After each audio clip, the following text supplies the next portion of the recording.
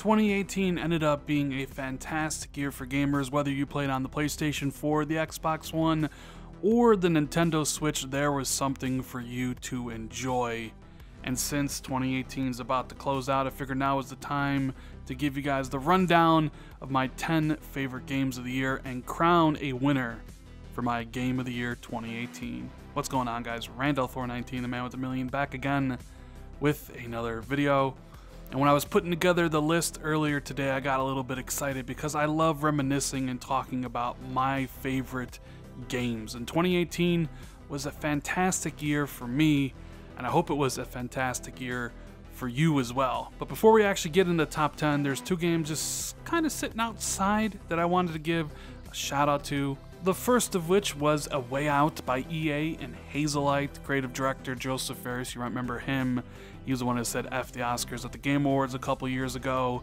But man, this game was surprising in how well it was done. It's a game where you escape from prison, you play it entirely in co-op with the perspectives of both characters on screen at once. And it was such a unique experience for me and my co-op partner when we beat it in a single sitting. I totally recommend you guys check this game out. The other game I briefly wanted to mention was Onrush by Codemasters. It's kind of a Burnout meets Overwatch. Not so much about the racing, but more along the lines of like knocking out opponents and car combat. I know it was given away for free as part of PlayStation Plus, and it's an Xbox Game Pass. I really enjoyed this game and it exceeded my expectations. With that said, let's move into the top 10 list. And at number 10, we have a game I just played recently. I turned my Nintendo Switch on for the first time in 7 months and played Gris, which was a fantastic experience. It's a platformer, and quite honestly, it might be the most beautiful game I have ever played. If you enjoy platformers, do yourself a favor and pick this game up. You absolutely love it. All the different kind of watercolor, it really does look like a painting come to life, and you could classify it a little bit as a walking sim as you do move right to left a lot, but it is more gamey than something along the lines of Journey.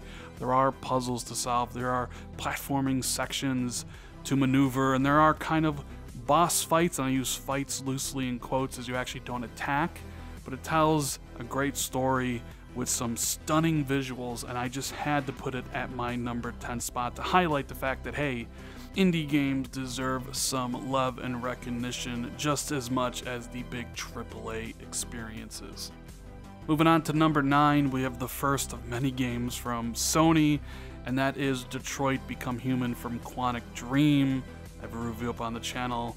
I love these type of games. The Telltale interactive movie / game. I know there's a lot of discussion, are these actually games, but if it has strong characters and it has a decent story, I'm all for it. And this one exceeded my expectations in every way, considering I did not like Heavy Rain at all. I thought it was overly pretentious, but Detroit kept me hooked from the moment I played it.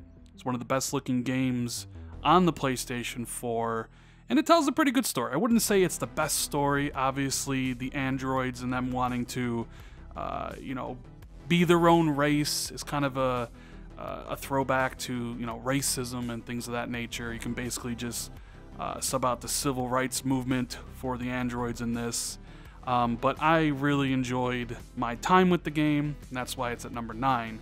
Moving on to number 8, we have another Sony game, and that's right, Marvel's Spider-Man from Insomniac Games, one of the best superhero games ever made. Of course, I'm still partial to Batman. I think Batman Arkham City is still a little bit better than the Spider-Man game, but for Insomniac's first outing here, they nailed pretty much everything. Web slinging through New York felt great. The combat was fun. The story it told about Peter Parker and his dual life between Spider-Man and trying to win over Mary Jane and Aunt May and all that stuff was incredible. His relationship with Doc Ock. Insomniac nailed this game. Hopefully the sequel can be much more, kind of refine those side missions that really kind of drag down the experience a little bit. But for my money, Spider-Man was one of the 10 best games of the year.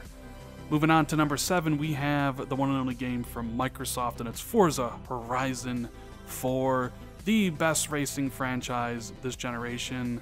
And my favorite Horizon game to come out from Playground Games.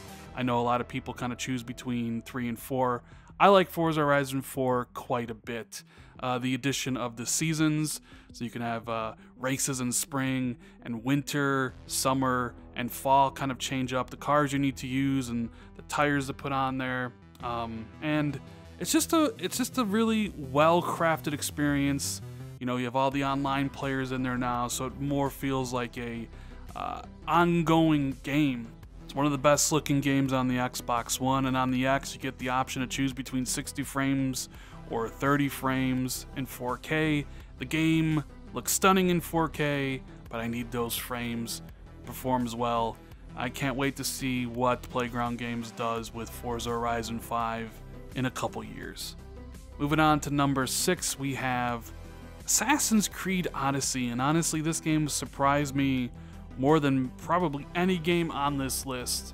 I kind of grew out of Assassin's Creed. I hated Unity, and that kind of destroyed the love I had for the franchise. I didn't play Syndicate, I barely touched Assassin's Creed Origins, but I got into this game and I got into it hard. I put over 80 hours into it, completed, you know, the story, what was going on with the cults, those targets you hunt down, and then of course the current day storyline.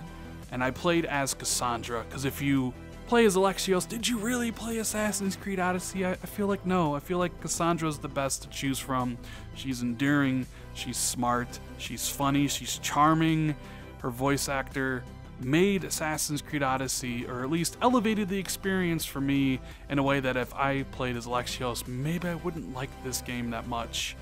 But I like the changes to the kind of RPG aspect that they're going for now. It still retains the old Assassin's Creed formula where you can sneak in and murder everybody if you want to without being detected, but it actually has fun combat. I like, you know, having the abilities and earning experience and all that stuff. And yes, I know the question is, did they ruin this game with the grind and letting you pay for extra XP? In my experience, I would say if you are trying to just do the story, you will run into a wall, but I was playing it like an RPG, tackling all these different side quests in this beautiful game on the Greek Isles, and I never ran into that issue. But loved Assassin's Creed Odyssey, and that was number 6 for me. Number 5, we have Celeste. This game came out at the beginning of the year. I called it an indie masterpiece, and it sure is. And I'm glad that Microsoft is giving this game away for free with Games with Gold in January, as I feel a lot more people should take a look at this game, and it's incredible. It's one of the best platforming games ever made. It's kind of got that 18-bit style, has an amazing soundtrack, and when you do tackle this game, even though it starts out a little bit easy, it ramps up in difficulty to the point where when you beat a section, you will feel not only relief, but satisfaction that you overcame the obstacle. And it actually tells a pretty decent story of a girl struggling with anxiety. And quite frankly, the game is just about climbing a mountain, but of course, that mountain is basically a metaphor for whatever troubles you are experiencing in your life. Love Celeste, and I am happy to have it at my number 5 spot. Going on to number 4, we have Far Cry 5. Yes, I didn't think I'd have it this high. I played it back when it originally came out in March, loved it to death, and it still resonated with me. The cult story that they were telling, the villains, they spoke to me in a way that previous Far Cry villains didn't, even though I love Vaz just like everybody else did in Far Cry 3. I really loved the father in this one, and I loved his lieutenants. And just like every Far Cry game, it's an open world, do what you want. You know, it ran well, it looks fantastic, it has some very interesting characters, some great missions, and great gunplay. But that story and how it ended and everything they told just resonated with me and stuck with me throughout 2018, which is why it's at number 4. Coming in number 3, we have another game from Sony. I debated whether or not to actually put this in the list, but I decided I loved it enough to put it in there. And, you know, the fact that it's a remake, be damned, right? And that's Shadow of the Colossus. One of my favorite games of all time, played it back on the PS2, got it again on the PS4 Pro, played it in 60 frames, like it was intended to be played without the frame rate mess that was the PS2 version, and it still holds up today. If I had to make a list of my top 10 favorite games of all time, Shadow of the Colossus would be on there. It's such a beautiful game, it's such a sorrowful game, you know, like you attack these giant creatures, and each of these creatures is like a puzzle in itself, trying to figure out to not only how to get on them, but get up to the points where you need to take them down. And the music just makes you feel sad, like it makes you question if you actually are doing the right thing by taking down these enormous beasts. So if you haven't played Shadow of the Colossus, get it on the PlayStation 4. If you have a Pro, play it in 60 frames. It is totally worth it. And that brings us to the top 2 games of the year, right? I'm sure you know what 2 they are. It's basically, you can say it's 1A and 1B. You know, 3 to 10, you can group those in any order. I enjoyed them all. But 1 and 2 stand head and shoulders above everything else. And I'm going to say number 2, or 1B rather, is God of War. Oh my god, this game, man, what else to really say about it that I didn't say in my review? It's a true masterpiece, one of the best games made this generation. Kratos' journey, and the way it's evolved, how he's in Norse mythology now, or the Norse lands, how he has a son and he's trying to be a father to him, but he doesn't really know how. The combat, the controls, the scenery, the music, everything done in God of War is masterpiece level.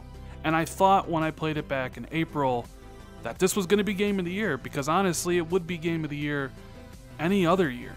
You know, 2013, 14, 15, you might have a battle with Witcher 3, 16, 17, no questions asked, God of War would reign supreme. I love it. I probably will replay it one day. I just got an OLED. I would love to see what that game looks like with the HDR turned on that fantastic TV. But it's number 2, or 1B, because there is another game that came out this year that has stuck with me, and that is Red Dead Redemption 2. I know for a lot of people, these are going to be flipped, and I was happy when God of War, or I was happy for God of War when it won the Game of the Year Game Awards, but my favorite game, the game that has stuck with me the most, the game that I still think about now, you know, 2 months after it came out, is Red Dead Redemption 2. I had an amazing 70 hours playing through the game. The narrative and the story that Arthur Morgan went on touched me. I still think about what he went through in his journey. I made that video saying why I love Arthur Morgan. He's my favorite protagonist, not only in a Rockstar game, but in all of gaming, period. And the character arc he experiences is one of the best told in any video game ever, which might be small praise because most narratives in video games aren't that good. But my lord, it's December 26th and I woke up today, was doing stuff around the house, and just thought about Arthur Morgan and how Roger Clark did perhaps the best voice work for a character yet. Yeah, there's some negatives you can talk about with Red Dead, the controls and all that stuff wasn't a big issue for me, and of course this whole list is subjective anyways.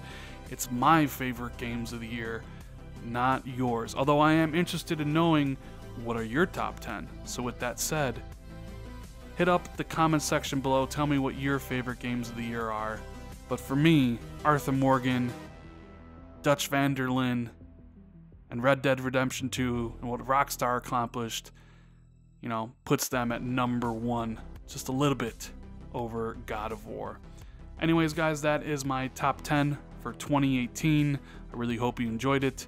If you did, leave it a like, share it out on social media like Twitter and Facebook, as I would greatly appreciate that. If it was your first time here, hit that sub button, hit that notification bell right next to it if you want to be notified whenever I drop a new video. Thank you guys so much for watching. 2018 was amazing. I think 2019 is going to be even better. So I'll see you in the next video. Later, guys.